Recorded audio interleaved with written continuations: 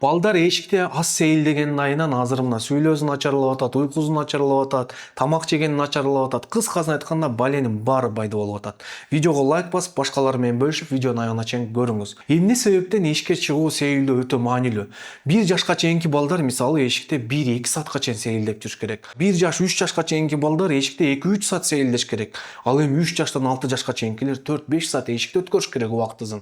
Эшикте өткөргөндө мээзи абага толот, кислородко толот, активдүү болот, органдары иштеп баштайт, ичек карын иштеп баштайт, организм чарчайт, анан бала тамак талап кылат. Ушинтип бала комплекстүү түрдө бүт ар тараптан өнүгөт.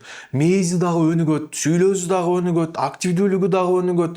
А эгер бала күнүнө 1 саатка чейин жада калса, азыр көп балдар жада калса эшикке 1 саат дагы чыкпай атат. Ушунун айынан мына баленин баары болуп атат. Балдардын сүйлөөсү кечигүүдө, иммунитети начар, тез-тезден ооруй беришет, уйкусу начар, бүт нерсеси начар болуп атат.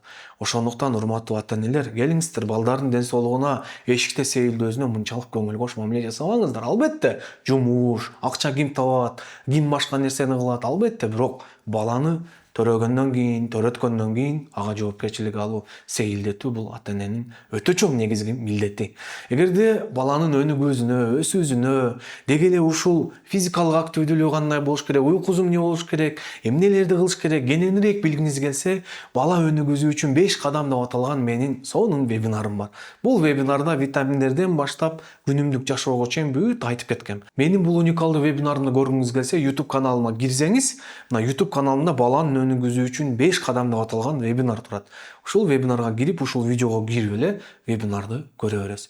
Анан YouTube каналга катталып кетүүнү дагы унутпаңыз.